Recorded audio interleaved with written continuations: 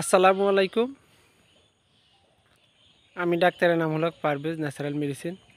আমার চেম্বার হচ্ছে Marjan medicine corner, চৌরাস্তার মোড়, ডাক বাংলো সড়ক, লালমোহনগোলা। আমার আজকের বিষয় হচ্ছে আমরা কোষ্ঠকাঠিন্য হলে কি করব এবং কেন কোষ্ঠকাঠিন্য হয়।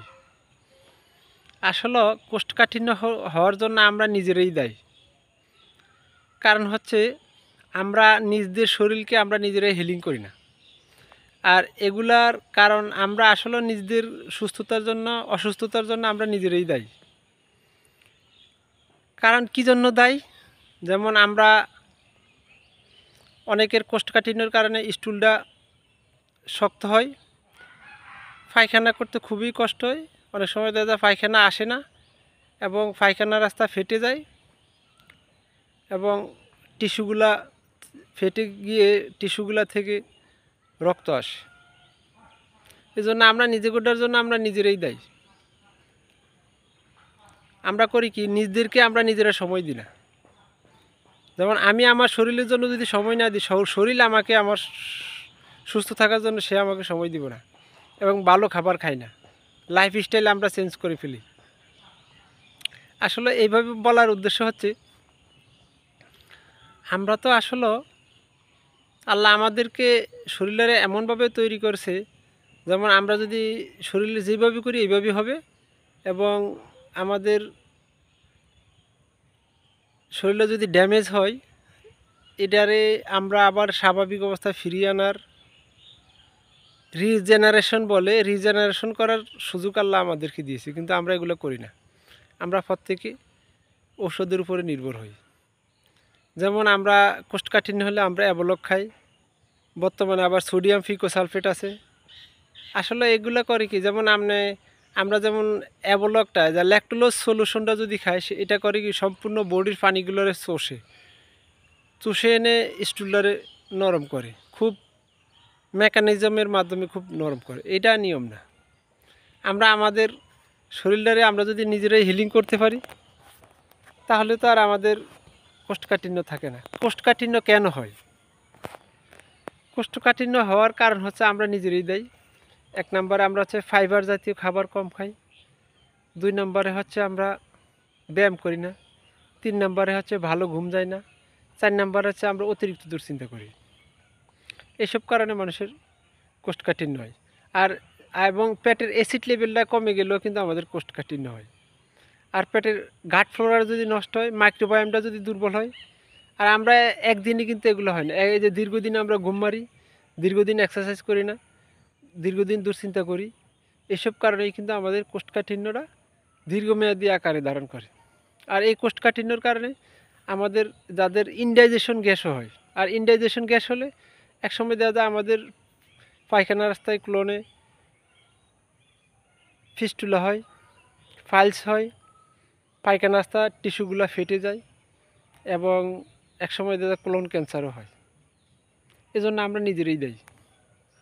এজন্য আমাদের করতে হবে কি, আমরা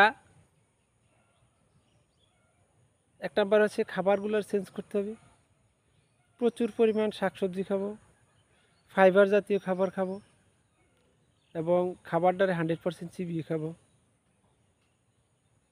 আর আমরা খাবারটার 3টে স্তরে ভাগ করতে পারি। 1 নম্বর, প্রথম আমরা খাবো ভেজিটেবল অথবা সালাদ 1 বল, তারপরে মাছ অথবা মাংস, তারপরে কার্বোহাইড্রেট কম। আর আরেকটা কথা হচ্ছে, আমরা সাথে সাথে আমরা যেমন একটু যদি হলুদ খাই, একটু যদি রসুন খাই, একটু আদা খাই, তাহলে আমাদের কোষ্ঠকাঠিন্য কমে। এবং সাথে সাথে আরেকটা কাজ করতে পারি, আমরা পেটের অ্যাসিড লেভেলটা ঠিক করার জন্য আপেল সিডার ভিনেগারটা খেতে পারি। আর সাথে নারিকেল তেলটা খেতে পারি। নারিকেল তেলটা খেলে হয় কি, আমার বডিতে যদি কোনো ইনফ্লামেশন থাকে, ইনফ্লামেশনটা কমাবে। আর আমাদের লাইফস্টাইলটা টোটালি চেঞ্জ করতে হবে কোষ্ঠকাঠিন্য কমাতে হলে। ভালো ঘুমের চর্চা, ভালো ঘুম, এক্সারসাইজ, ব্যায়াম, শ্বাসের ব্যায়াম, মানসিক প্রশান্তির চর্চা এবং দুশ্চিন্তামুক্ত জীবনযাপন বাদ দিতে হবে এবং সম্পূর্ণ আল্লাহর উপরে নির্ভর হতে হবে, আল্লাহর উপরে ভরসা রাখতে হবে। এই নিয়মগুলো যদি আমরা পালন করি আমাদের দীর্ঘমেয়াদী কোষ্ঠকাঠিন্য ভালো হবে এবং সাথে সাথে আমরা একটু ইসুপগুলোর বসি খেতে পারি এবং চিয়া সিডটা খেতে পারি। যাদের আইবিএস রিলেটেড আছে, যারা চিয়া সিডটা একটু শক্ত, আমরা চিয়া সিড খেলে যদি হজম প্রক্রিয়ার সমস্যা হয় সেসব আমরা এটা ব্লেন্ডার করে ভিজিয়ে তারপরে খেতে পারি। চিয়া সিড তো আমরা প্রত্যেকে ভিজিয়ে খাই পানির সাথে, কিন্তু তারপরে একটু ব্লেন্ডার, এটা তো শক্ত, এটাকে আমরা ভিজিয়ে নরম করে আমরা যদি খাই ইনশাল্লাহ আমাদের যত কঠিন কোষ্ঠকাঠিন্য হয় সবই চেঞ্জ হবে। আমরা খাবো কি কি? হলুদ,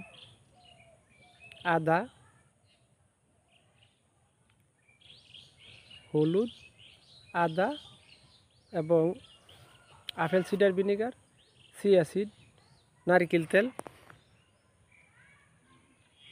রসুন।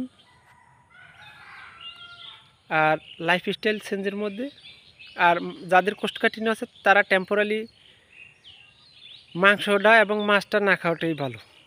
মাংস খেলে এবং আয়রন জাতীয় খাবার খেলে তাদের কোষ্ঠকাঠিন্য আরও বাড়ে, এজন্য তারা এই খাবারগুলো বাদ দিতে হবে। আর যে খাবারগুলো খেতে বলছি এই খাবারগুলো আমরা যদি কন্টিনিউ খাই ইনশাল্লাহ আমাদের যত কঠিন কোষ্ঠকাঠিন্য থাকে ইনশাল্লাহ আমাদের কোষ্ঠকাঠিন্য ভালো হয় এবং সাথে সাথে লাইফস্টাইলটা চেঞ্জ, ভালো ঘুম, শ্বাসের ব্যায়াম, এক্সারসাইজ এবং মানসিক প্রশান্তির চর্চা এবং যে কোনো বিপদে আল্লাহর উপরে 100% ভরসা যদি রাখি ইনশাল্লাহ আমাদের দীর্ঘমেয়াদী কোষ্ঠকাঠিন্য ভালো হবে। আসসালামু আলাইকুম। আমার কথাগুলো থেকে যদি একটু উপকৃত হন দরকার লাইক, শেয়ার, সাবস্ক্রাইব করে দিবেন। আর ফাইবার জাতীয় খাবারটা আমরা একটু বেশি খাবো। আল্লাহ হাফেজ, আসসালামু আলাইকুম। এবং পেটের অ্যাসিড লেভেল ঠিক করার জন্য আমরা আপেল সিডার ভিনেগারটা একটু যোগ করতে পারি।